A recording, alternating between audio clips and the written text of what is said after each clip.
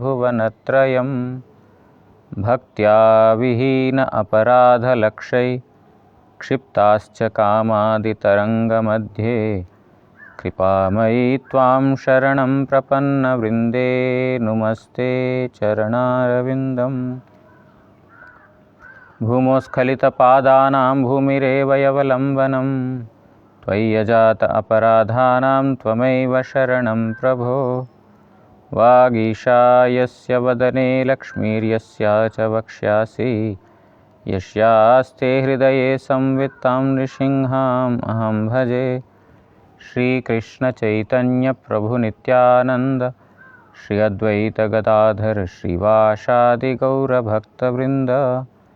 हरे कृष्ण कृष्ण कृष्ण हरे हरे, हरे राम राम राम हरे हरे।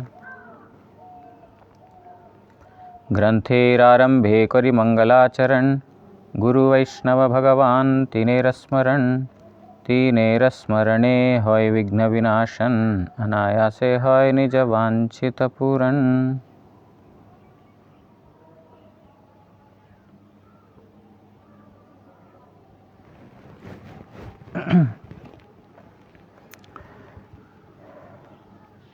आज विशेष तिथि है श्री शयन एकादशी और साथ साथ आज से चातुर्मास्य भी आरंभ। कल एक भक्त ने प्रश्न किया था कि चातुर्मास्य व्रत वैसे तो पूर्णिमा से करनी चाहिए। प्रभुपाद जी के समय में पूर्णिमा से शुरू होती थी चातुर्मास्य व्रत। तो ये परिवर्तन क्यों हुआ, इस प्रकार प्रश्न आया। तो ये प्रश्न मुझे लगता है कई जगह बार बार उठ रहा है। इसीलिए हरिभक्ति विलास में जो हमारे पूर्व आचार्य श्री सनातन गोस्वामी इस संबंध में क्या लिखे हैं, इसके अलावा ब्रह्मांड पुराण में जो हमारे श्री कृष्ण और युधिष्ठिर संवाद में एकादशी के महात्म्य बोलते हुए, इस जो शयन एकादशी के बारे में बोलते हुए किस प्रकार बोला, वो थोड़ा श्रवण करने से हमको ये थोड़ा सा क्लियर होगा। इसीलिए जो है आज का विषय इसके ऊपर रहेगा। तो सबसे पहले शयन एकादशी का व्रत के बारे में तो बाद में आएंगे। सबसे पहले मैं थोड़ा सा ये चातुर्मास्य व्रत के बारे में थोड़ा सा बोलना चाहता हूँ। कल चातुर्मास्य व्रत कैसे करना है इसके ऊपर चर्चा हुई थी, लेकिन आज जो है चातुर्मास्य व्रत आज ही क्यों, मतलब एकादशी से क्यों, इसके ऊपर थोड़ा सा हम चर्चा करेंगे। जो हरिभक्ति विलास में 15 अध्याय मतलब 15वां अध्याय, उसमें जो चातुर्मास्य व्रत के बारे में बोलते हैं, एक मास में क्या करना चाहिए, कैसा करना चाहिए, हम पूरा उस रूप में जाएंगे, विस्तार में नहीं जाएंगे, लेकिन कुछ एक जो है हम पाठ करेंगे। मैं श्लोक के साथ पढ़ता हूँ ताकि ये थोड़ा प्रमाणित रहेगा। ततो निराज्य कृष्णन्तु नरयानेन वैष्णवः समं गीतादिघोषेण नयेत् पुण्यं जलाशयम्। अनंतर शयनी एकादशी ते क्षीराब्दी महोत्सव माने ये जो क्षीराब्दी जो क्या बोलते हैं शयन एकादशी, आज के दिन में क्षीराब्दी महोत्सव। कैसे वैष्णवगण श्री कृष्ण के आरती करिया, वैष्णव लोग श्री कृष्ण को आरती करके मनुष्य वाहित जाने आरोहण कराइया।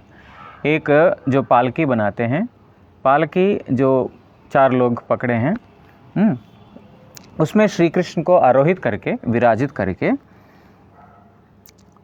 गीत वाद्यादि सह पवित्र जलाशय लैया जाइबे। जो गीत वाद्य इत्यादि के साथ जो है जलाशय मतलब जहाँ पर पानी है वहाँ पर लेके जाना श्री कृष्ण को। अथ पुष्पांजलिं दत्वा यानादुत्तार्य च प्रभुं संप्रार्थ्य हन्तं दत्वा च तीरे समुपवेशयेत्। अतः पर प्रभु के पुष्पांजलि दिया जान होइते नामाइया प्रार्थना कुरिया अंगे हस्त दिया जल शायर तीरे बसाइबे। उसके बाद जो है प्रभु को मतलब श्री कृष्ण को पुष्पांजलि देकर पुष्पों के द्वारा उनको पूजा करके उनको जो है वाहन से नीचे उतारा। नीचे उतार के प्रार्थना करते हुए उनके श्रीअंगों में हाथ देते हुए उनको जो है जो जलाशय जहाँ पर जो जलराशि है जहाँ पर लेके आए, कुंड हो गया, तीर हो, ये क्या बोलते हैं एक सरोवर हो गया या तो नदी हो गया, जहाँ पर भी लेके आए हो वहाँ पर उनको जो है तीर में उनको बिठाना। धौतांग्री पाणिराचान्तः कृत्वा संकल्पमात्मनि देवे च न्यासम आचार्य स्नापयत्तं यथाविधि। हस्तपद धौत करिया आचमन पूर्वक संकल्प करिया आत्माते और श्री विग्रहे न्यास करिया प्रभु के यथाविधि स्नान कराइबे। उसके बाद अपना स्वयं अपना हाथ पैर सब धो करके आचमन करके उस नदी जलाशय से जो है थोड़ा आचमन करके अपना और श्री विग्रह को न्यास करके, न्यास करना मतलब उनको स्पर्श करके अलग अलग अंग न्यास करन्यास बहुत सारा विधान है, उनको अलग अलग अंगों में स्पर्श करके मंत्र उच्चारण पूर्वक जो है एक न्यास होता है। वो आत्मा मतलब स्वयं में और विग्रह में स्पर्श करके न्यास करके उसके बाद यथाविधि विधि के अनुसार जिस प्रकार श्री विग्रह का स्नान कराना चाहिए उस विधि के अनुसार श्री विग्रह का स्नान कराना। आज की एकादशी की तिथि के बारे में बोल रहे हैं। आज के दिन क्या करना चाहिए, शयन एकादशी है ना, शयन एकादशी के दिन क्या करना चाहिए ये विधान बता रहे हैं, है ना। इसलिए मतलब ऐसा नहीं पढ़ रहा हूँ मैं, आज के तिथि में क्या नियम है शयन एकादशी की तिथि में। पहले बोल दिया ना, अनंतर शयन एकादशी थे क्षीराब्दी महोत्सव, इसको क्षीराब्दी महोत्सव बोलते हैं। जो क्षीर सागर में जो हमेशा विराजमान रहते हैं वो क्षीराब्दी महोत्सव। संप्रात्य जलमध्ये तम देवं संस्नापयेत् सुखम गंधपुष्पादिभिश्चाथ महापूजम समाचरेत। प्रभु के प्रार्थना करिया जलमध्ये ताहके सुखे स्नान कराइबे एवं गंध पुष्पादि द्वारा महापूजा करिबे। तो उसके बाद भगवान को प्रार्थना करना, जल के बीच में मतलब पानी के बीच में ही उनको सुख से स्नान कराना, मतलब उनको अच्छे से स्नान कराना, स्नान करा के उसके बाद गंध पुष्पादि द्वारा उनकी पूजा विधान करना, उनको पूजा करना। ये हरिभक्ति विलास है, इसको बोलते हैं वैष्णव स्मृति शास्त्र। वैष्णव स्मृति शास्त्र किस लिए? जो जितने भी वैष्णव पुराण इत्यादि है, वैष्णव का जो विधान इत्यादि जो शास्त्रों में बताया गया है, सारे एक जगह एकत्रित करके सनातन गोस्वामी ने हम लोगों को पूरा एक पद्धति बता दिया, कैसे इसको प्रत्येक मतलब जन्माष्टमी कैसे पालन करना है, ये एकादशी कैसे पालन करना, सब कुछ वहाँ पर डिटेलली बताया हुआ है। इसीलिए प्रॉब्लम आ रहा दोनों में यूट्यूब में अच्छा ऑडियो रिकॉर्डिंग करना था, ऑडियो रिकॉर्डिंग भी रख दो। शेषे पर्यंक वर्ज्ये अस्मिन् फणामणिगणामले श्वेतद्वीपान्तरे देव कुरु निद्रां नमो अस्त्रितिः। अनंतर स्नान कराइबार मंत्र, इसके बाद स्नान करने के लिए जो मंत्र है, हे देव, जब स्नान कराते हैं उस समय ये मंत्र करना है। हे देव, आपने श्वेतद्वीप मध्ये फणामणिगण उद्भाषितो एई शेष नागेर रचित उत्तम पालंक शय्याय निद्रा अवलंबन करून प्रणति होय। तो इसके बाद जिसने स्नान कराने के बाद इस प्रकार प्रार्थना करना। आप तो श्वेतद्वीप में रहते हैं, श्वेतद्वीप में कहाँ रहते हैं? फणामणि जो शेषनाग है ना, जिसके बहुत सारे फण हैं, वो फण जो है सब मणि से आभूषित है, और शेषनाग शैया जो पलंक है वो भी उससे आभूषित है। तो ऐसा जो उत्तम पलंक है, उस उत्तम पलंग के ऊपर आप निद्रा मतलब आप शयन कीजिए, मैं आपको वंदना करता हूँ। इस प्रकार प्रार्थना करते हुए जो है उनको शायित कराना, मतलब उनको निद्रित कराना। किनको? श्री कृष्ण को। आज शयन एकादशी है, इस प्रकार उनको स्नान इत्यादि करा के गंध पुष्पादि के द्वारा उनको पूजा विधान करके उसके बाद जो शैया के ऊपर उनको विराजित कराना है, मतलब शयन कराना है। विराजित अभी तो शयन करेंगे, आज तो शयन एकादशी है।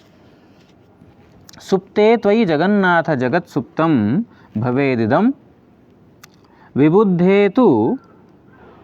विबुध्येत प्रसन्नो में भवाच्युत इति। अनंतर प्रार्थना मंत्र, इसके बाद प्रार्थना मंत्र, भगवान को शयन देने के बाद प्रार्थना मंत्र क्या? हे जगन्नाथ, तुम्ही निद्रा अवलंबन करिले ए जगत निद्रित হয় এবং আপনি जागृत হইলে जगत जागृत হয়। हे अच्युत, আমার प्रति प्रसन्न हो। प्रार्थना ये है कि हे जगन्नाथ, आप निद्रित होंगे तो पूरा जगत निद्रित हो जाएगा, और जब आप उत्थान करेंगे, जब आप उठेंगे तब ये जगत भी जागृत हो जाएगा। हे अच्युत, मेरे प्रति आप प्रसन्न रहिए। इस प्रकार प्रार्थना उनको ज्ञापन करते हुए उनका जो है शायित कर दिया। इत्याशास्य प्रभोरग्रे गृह्णीयान् नियमं व्रति चातुर्मासेषु कर्तव्यम कृष्ण भक्ति विवृद्धये। ए रूप जानैया प्रभुर अग्रे व्रति कृष्ण भक्ति वृद्धिर जन्म चातुर्मास्य व्रते कर्तव्य नियम ग्रहण करिबे। यहाँ से थोड़ा ध्यान दीजिए। यहाँ तक हमने सुना शयन एकादशी के दिन श्री कृष्ण को किस प्रकार शायित कराना है, किस प्रकार उनको निद्रित कराना है, किस भाव से। इसके बाद बता रहे हैं इस प्रकार अपने प्रार्थना कि प्रभु आप जब विश्राम करते हैं जगत विश्राम में होता है, और जब आप जो है जागृत होते हैं तो पूरा जगत जागृत हो जाता है। इसीलिए प्रभु आप मेरे प्रति प्रसन्न रहिए, ऐसी प्रार्थना करेंगे। करने के बाद यही रूप जानाइए, इस प्रकार प्रार्थना करके प्रभुर अग्रे व्रति कृष्ण भक्ति वृद्धिर्जन्म, जो उनकी ही प्रति हमारी भक्ति अभिवृद्ध हो, इसके लिए व्रत अवलंबन करना है। क्या? चातुर्मास्य व्रते कर्तव्य नियम ग्रहण करिबे। जो चातुर्मास्य व्रत का जो नियम है, ऐसा शयन देने के बाद जगन्नाथ को या तो भगवान जी को शयन देने के बाद इस प्रकार उनको सामने जा कर के बोलना, मतलब प्रार्थना करना कि आज से मैं आपका एक व्रत अवलंबन करना चाहता हूँ, जिसको बोलते हैं चातुर्मास्य व्रत। क्योंकि आप 4 मास निद्रित अवस्था में रहेंगे, इसलिए ये 4 मास का मैं जो है आपका प्रति एक व्रत मैं अवलंबन करना चाहता हूँ। किसके लिए? कृष्ण भक्ति वृद्धि के लिए। मेरे अंदर कृष्ण भक्ति वृद्धि हो, इसके लिए मैं करना चाहता हूँ। आप मुझे कृपा कीजिए और इस व्रत को आप ग्रहण कीजिए। मैं कर रहा हूँ, इस व्रत को आप ग्रहण कीजिए। मतलब मैंने किया तो मतलब आपको लेना पड़ेगा, ऐसा नहीं, कृपा पूर्वक आप ग्रहण कीजिए। इस प्रकार प्रार्थना कर रहे हैं। एकादश्यान्तु गृह्णीयात् संक्रांतो कर्कटस्य तु आषाढ़ं वा नरो भक्त्या चातुर्मास्योदितम्। अनंतर चातुर्मास्य व्रतेर आरंभ काल सनत कुमार वाक्य। सनत कुमार बोल रहे हैं चातुर्मास्य आरंभ किस प्रकार करना चाहिए, कब से करना चाहिए। मानव भक्ति सह शयन एकादशी ते, कर्कट संक्रांति ते अथवा आषाढ़ी पौर्णमासी ते चातुर्मास्य व्रत धारण करिबेन। यहाँ पर बहुत स्पष्ट रूप से यहाँ पर बता रहे हैं, मानव लोग मतलब मनुष्य भक्ति के साथ, ये जो सब शास्त्र का नियम जो मनुष्य के लिए ना, पशु जानवर इन लोगों के लिए तो नहीं है, केवल मात्र मनुष्यों के लिए, इसलिए बोल रहे हैं मनुष्य भक्ति के साथ ये शयन एकादशी से अथवा कर्कट संक्रांति से, कर्कट संक्रांति मतलब जब सूर्य कर्कट राशि में प्रवेश करते हैं, अथवा इसको बोलते हैं श्री कृष्ण जब सूर्य, श्री कृष्ण बोला सूर्य बोला पहले, सूर्य जब कर्कट राशि में प्रवेश करते हैं, अथवा सूर्य जब उत्तरायण से दक्षिणायन में प्रवेश करते हैं, उसको बोलते हैं कर्कट संक्रांति। उस समय मतलब जो हम जनवरी मास में संक्रांति करते हैं, संक्रांति का पालन करते हैं, वो संक्रांति होता है सूर्य जो है दक्षिणायन से उत्तरायण में प्रवेश कर रहे हैं। इसीलिए वो समय बहुत ही अच्छा और शुभ माना जाता है। और जब सूर्य उत्तरायण से दक्षिणायन में जाते हैं तो उस समय अच्छा नहीं माना जाता है। विशेष रूप से ये जो क्या बोलते हैं वर्षा ऋतु, चातुर्मास्य ऋतु, जब भगवान स्वयं शायित हुए, मतलब शयन लीला कर रहे हैं, साथ साथ देवता लोग भी शयन लीला कर रहे हैं, इसीलिए ये समय भगवान जब तक जागृत नहीं होते हैं और ऊपर से सूर्यदेव जो है दक्षिणायन में प्रवेश किए, इसीलिए ये समय को अच्छा नहीं माना जाता है। इसलिए कोई भी नया कार्य करना है, नया बिजनेस स्टार्ट करना है, नया कोई अनुष्ठान करना है, कुछ भी करना है, इतना अच्छा नहीं माना जाता है। इस समय जो है पितृपिंड के लिए अच्छा माना जाता है। जो पितरों को पिंडदान, गया में जाकर के इस समय पितरों को पिंडदान करेंगे तो इस समय अच्छा फल मिलता है। लेकिन अन्य जो सांसारिक जो अनुष्ठान है इसको नहीं किया जाता है। तो कर्कट संक्रांति मतलब वो है जब सूर्य चंद्रायन से क्या बोलते हैं उत्तरायण से दक्षिणायन में प्रवेश कर रहे हैं, वो संक्रांति के समय, अथवा आषाढ़ी पौर्णमासी या आषाढ़ मास का पौर्णमासी तिथि से चातुर्मास्य व्रत धारण करिबेन। चातुर्मास्य व्रत का धारण करना है। पहले बता दिया शयन देने के बाद, ठाकुर जी को शयन जो क्या है शयन एकादशी के दिन शयन देने के बाद ये व्रत अवलंबन करना। अभी से मैं आपका व्रत आरंभ कर रहा हूँ। लेकिन बाकी समय जैसे कर्कट संक्रांति में या तो पूर्णिमा में भी शुरू करने से इसका व्रत का कोई दोष नहीं है, कर सकते हैं। लेकिन आगे ही बता दिया इसका जो है शयन एकादशी में शुरुआत होता है, मतलब शयन के बाद शुरू होता है। आगे का पढ़ते हैं। चतुरो वार्षिकान मासान देवस्योत्थानावधि इमं करिष्ये नियमं निर्विघ्नं कुरु महेच्युत। अनंतर ये विषय मंत्र, इस विषय में मतलब चातुर्मास्य व्रत के विषय में, पहले तो शयन के लिए मंत्र सुना, अभी चातुर्मास्य व्रत के लिए मंत्र क्या है। हे अच्युत वर्ष मध्य शयन काल 4 मास प्रभुर उत्थान पर्यंत यही सकल नियम पालन करिबो आमार व्रत निर्विघ्नास। शयन काल मतलब क्या है, जब सो रहे हैं, जब विश्राम कर रहे हैं। कब से शुरू होता है, आज से शुरू होता है।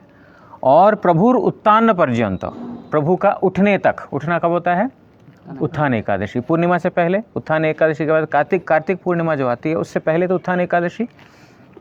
और शयन काल आज से शुरू, पूर्णिमा से नहीं, आज से शुरू।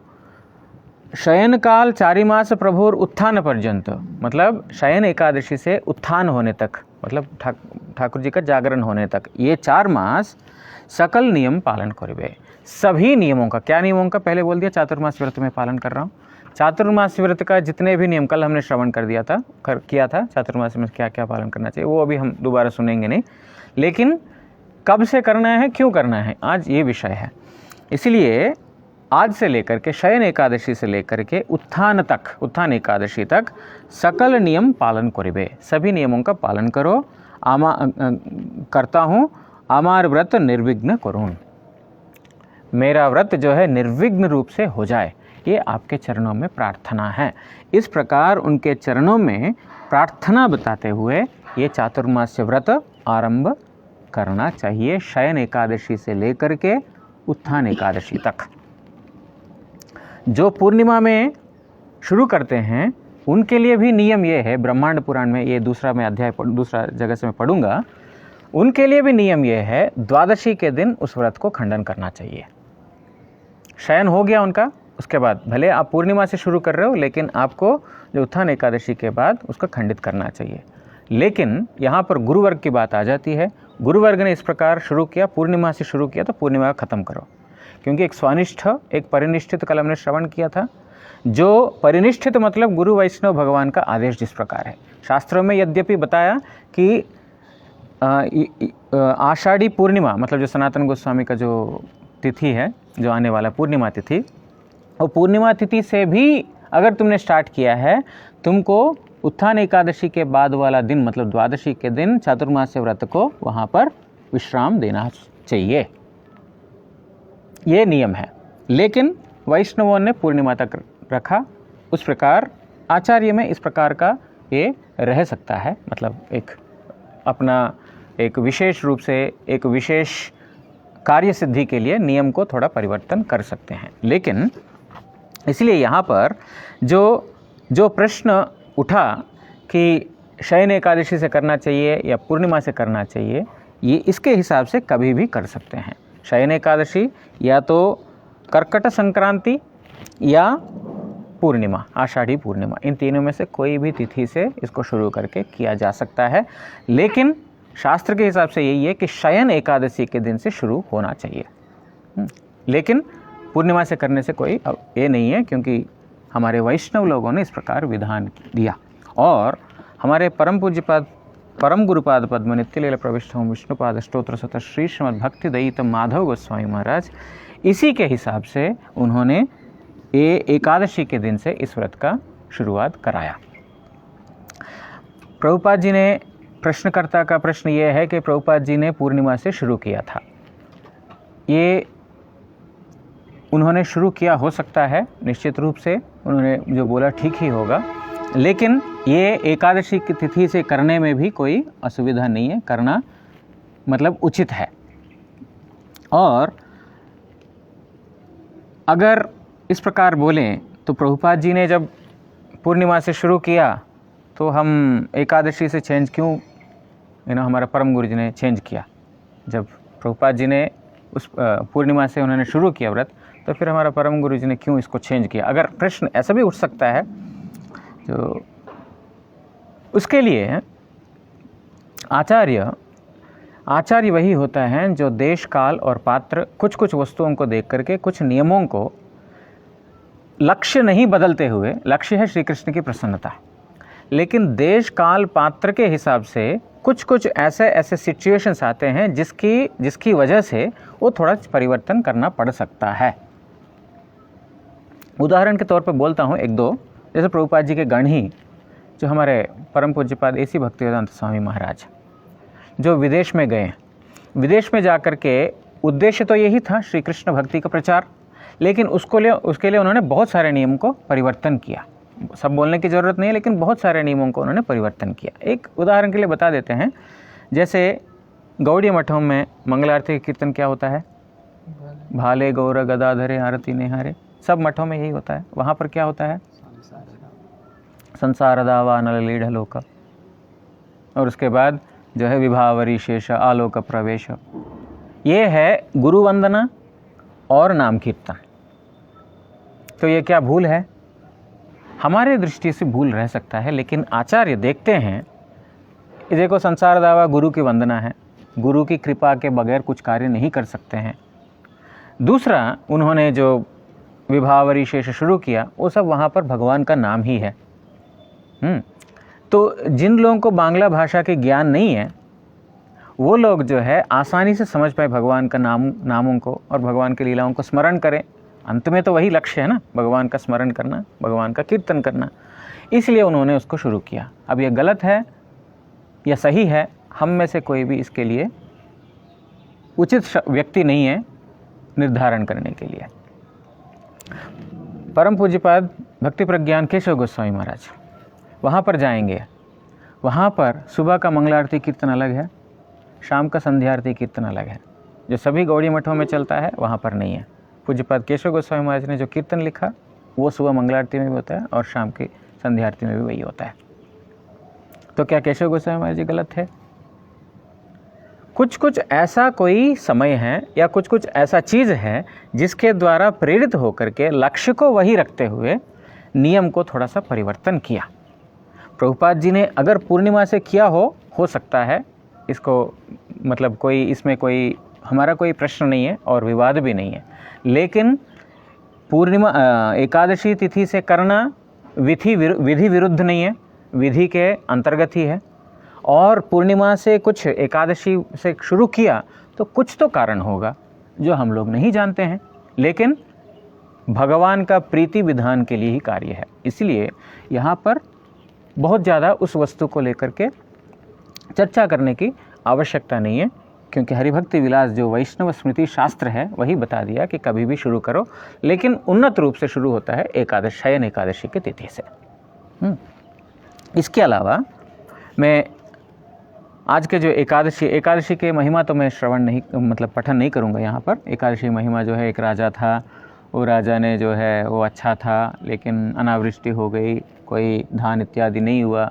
उन्होंने बाद में एकादशी व्रत किया तो उनको जो है वो राज्य पुनः जो है अभिवृद्ध हो गया। इस प्रकार व्रत की महिमा है। इसको हम मतलब जो निष्किंचन कृष्ण भक्त है वो इसके द्वारा और मतलब जो सांसारिक चीज़ों के प्रति उसका रुचि नहीं है, लेकिन जिस विषय के लिए हम ये पढ़ रहे हैं वो विषय में पढ़ूंगा। आज की एकादशी है आषाढ़ शुक्ल पक्षीय, आषाढ़ मास का शुक्ल पक्षीय एकादशी। इसका नाम है पद्मा या देवशयनी या शयन एकादशी। ये भविष्योत्तर पुराण में युधिष्ठिर और श्री कृष्ण के बीच में संवाद है। युधिष्ठिर प्रश्न कर रहे हैं और श्री कृष्ण उत्तर दे रहे हैं, जिसमें नारद ब्रह्मा का संवाद बताया जा रहा है। युधिष्ठिर ने प्रश्न किया, इसके बारे में बताइए। तो फिर कृष्ण बोल रहे हैं, ठीक है, जब पूर्व काल में ब्रह्मा जी ने नारद को बोला, मैं वही तुमको बोलने जा रहा हूँ। ऐसा करते हुए उन्होंने सब शुरू किया था।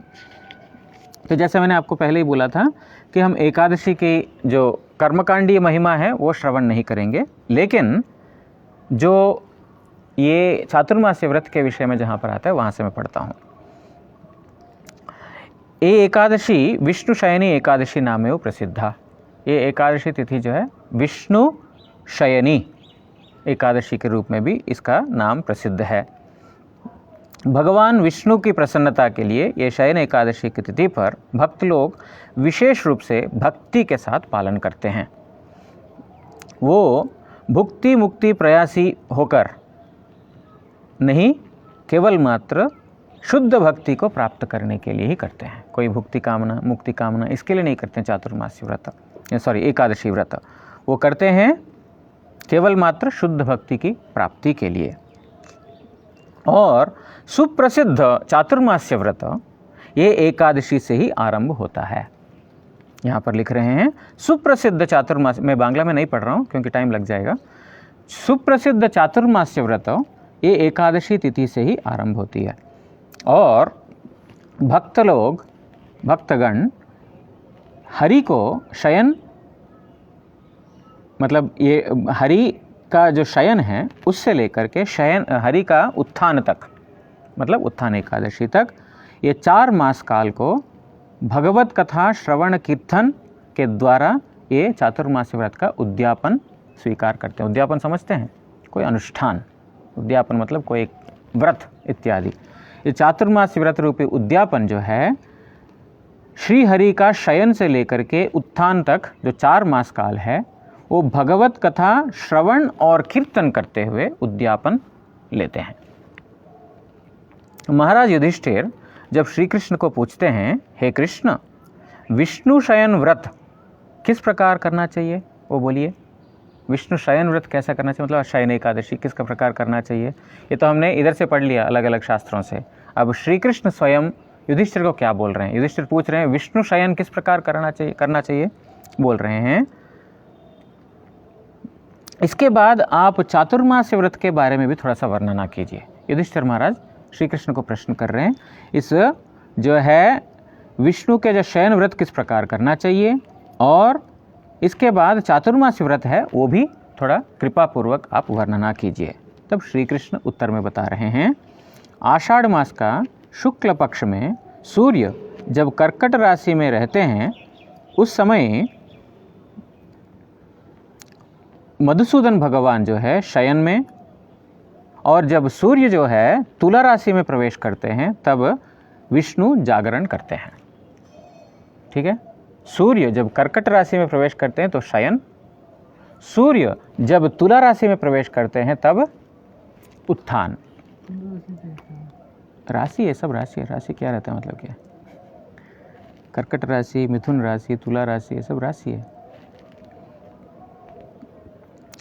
आषाढ़ मास का शुक्ल पक्ष का एकादशी व्रत का पालन करके चातुर्मास्य व्रत भी आरंभ करना चाहिए। कौन बोल रहे हैं? श्री कृष्ण स्वयं युधिष्ठिर महाराज को बोल रहे हैं, आषाढ़ मास का शुक्ल पक्ष का एकादशी व्रत पालन करके चातुर्मास्य व्रत भी आरंभ करनी चाहिए। हे युधिष्ठिर, भगवान विष्णु को स्नान कराने के बाद पीतांबर वस्त्र के द्वारा श्रृंगार करके श्वेतवर्ण शैया के ऊपर, शैया मतलब जो पलंग है वो श्वेत वर्ण का मतलब सफ़ेद रंग का, उसके द्वारा श्वेत वस्त्र के द्वारा आच्छादित करके, उसको आच्छादन करके मतलब उसके ऊपर सफ़ेद वस्त्र का, मुझे पलंग के ऊपर सफ़ेद वस्त्र बिछा करके उनको शयन कराना। कब? विष्णु का स्नान करने के बाद पीतांबर वस्त्र पहनाकर, मतलब पीतवर्ण का, हल्दी वर्ण का जो वस्त्र है वो पहनाकर श्रृंगार करने के बाद श्वेत वर्ण शैया मतलब श्वेत वस्त्र से ढका हुआ जो शैया है उसके ऊपर शयन कराना। और इतिहास, पुराण, वेद विद जो ब्राह्मण हैं, मतलब इतिहास को जानते हैं, पुराणों को जानते हैं, वेदों को जो जानते हैं, ऐसा ब्राह्मणों के द्वारा दधी मतलब दही, दूध, घी, मधु, शक्कर और पंचामृत के द्वारा भगवान का स्नान कराना। उसके बाद गात्र मार्जना मतलब उनका शरीर है ना, संस्कृत शब्द है गात्र, भगवान का शरीर नहीं होता, शरीर मतलब हम तुरंत सोचते हैं हमारे जैसे शरीर है, भगवान का गात्र मार्जन करके, गंध लेपन करके स्नान कराया। स्नान करने के बाद पानी के द्वारा, उत्तम पानी के द्वारा गात्र मार्जन किया। गात्र मार्जन करने के बाद सूखा कपड़ा लेकर के फिर मार्जन किया। उसके बाद गंध लेपन किया। गंध लेपन करने के बाद, गंध लेपन समझते तो जो चंदन है, चंदन को लेप करना है। उसके बाद धूप, दीप, गंध, पुष्प इत्यादि के द्वारा भक्ति भाव से उनका अर्चन करना है। इस प्रकार जो शयन एकादशी, इस प्रकार पालन करना चाहिए। उसके बाद एकादशी, द्वादशी, पूर्णिमा, अष्टमी अथवा संक्रांति से चातुर्मास्य व्रत का आरंभ किया जा सकता है। यहाँ करना है नहीं बोला, किया जा सकता है। एकादशी से, द्वादशी से, पूर्णिमा से, अष्टमी से अथवा संक्रांति से, जो कर्कट संक्रांति से मतलब उत्तरायण से जो दक्षिणायन में प्रवेश करते हैं उस समय, ये कोई भी तिथि से चातुर्मास व्रत का पालन आरंभ किया जा सकता है। पहले तो बोल दिया शयन करा करके चातुर्मास व्रत अवलंबन करना, लेकिन यहाँ पर बोल रहे हैं लेकिन ऐसा भी किया जा सकता है। लेकिन कार्तिक मास का जो द्वादशी है, उस द्वादशी के दिन ये व्रत को समाप्त करना होगा। पहले कर सकते हैं, कभी भी शुरू कर सकते हैं, लेकिन इसका समाप्ति कब होगा? बोल रहे हैं कार्तिक मास का जो द्वादशी है उसी दिन ये व्रत का समाप्ति करना चाहिए, करना होगा। जो व्यक्ति हरि का स्मरण करते हुए चातुर्मास्य व्रत पालन करता है वो, अच्छा सुन लेते हैं क्या क्या फल मिलेगा। यहाँ पर लिखा है, यद्यपि जागतिक फल है फिर भी सुन लेते हैं।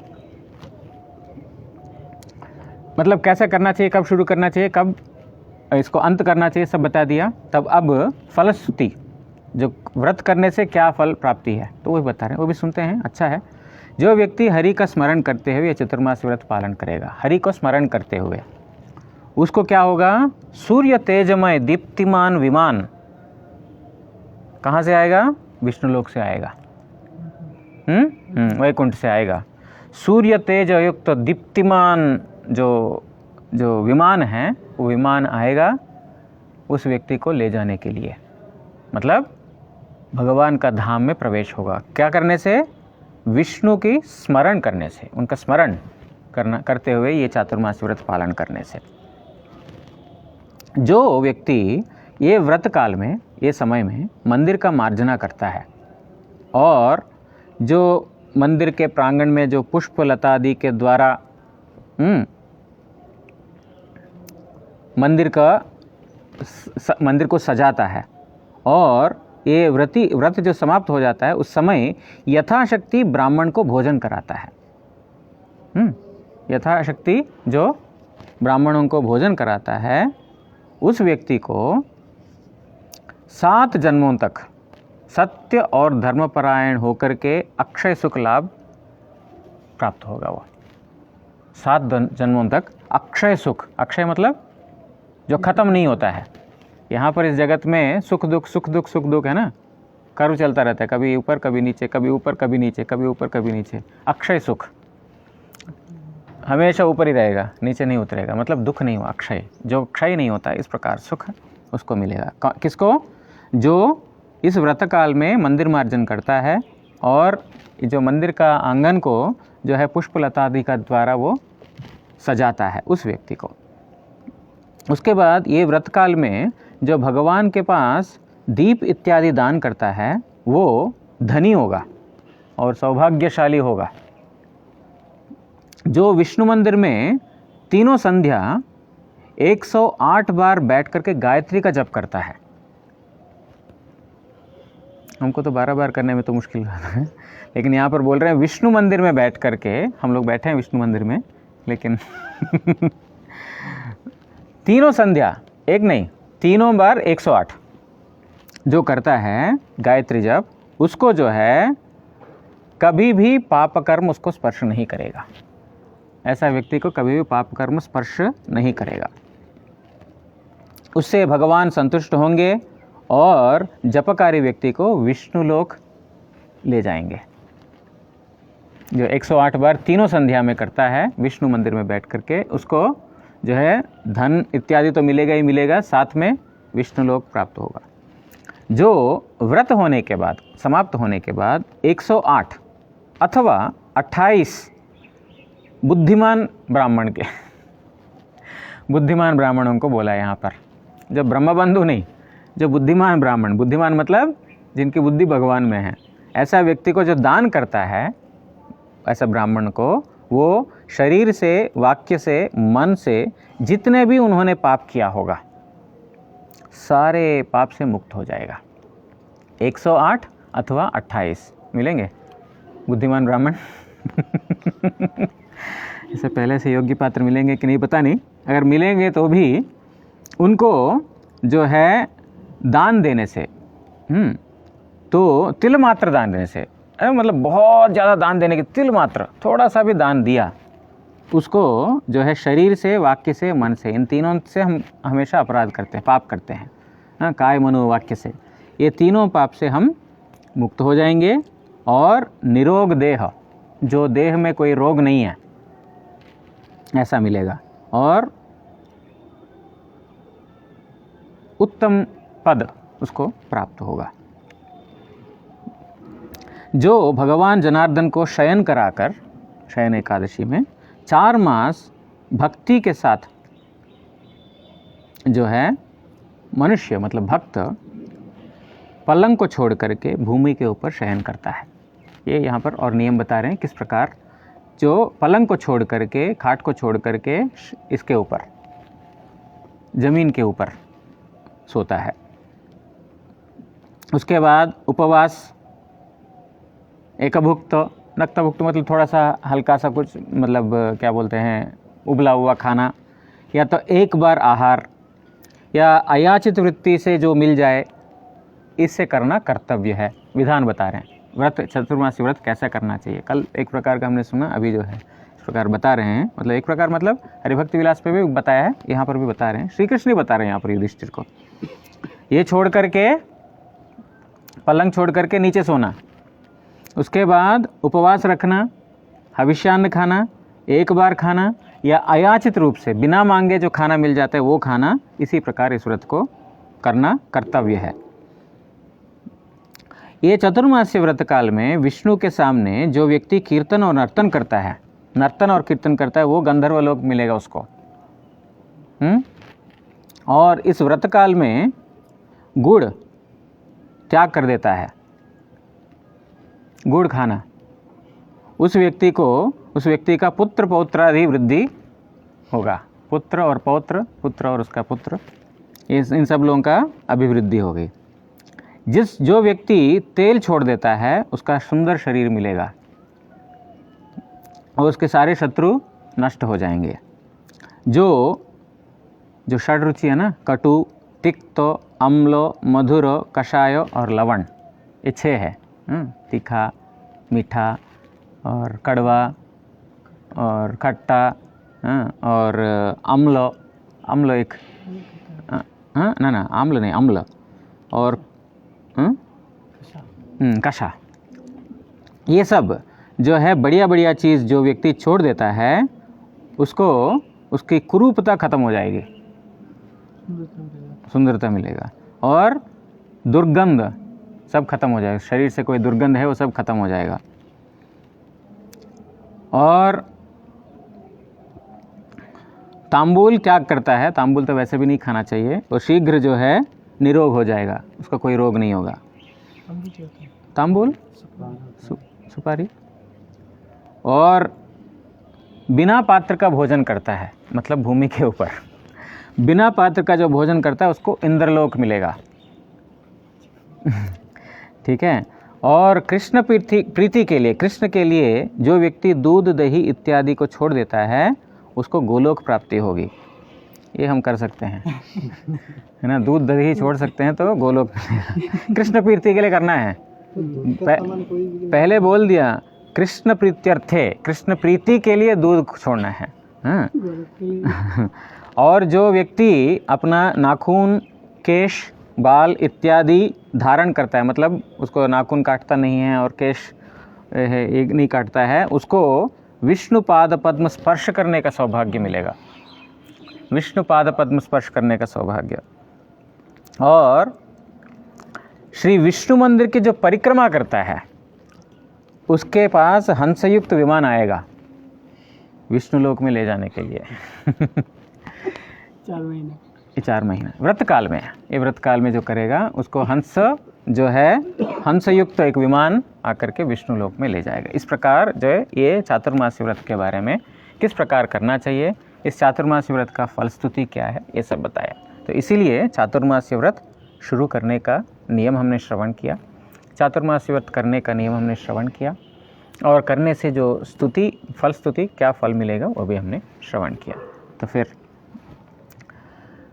आशा करता हूँ कि जिन्होंने प्रश्न किया उनका प्रश्न का उत्तर हो गया है, और अगर अभी भी कुछ संशय है तो फिर प्रश्न कर सकते हैं।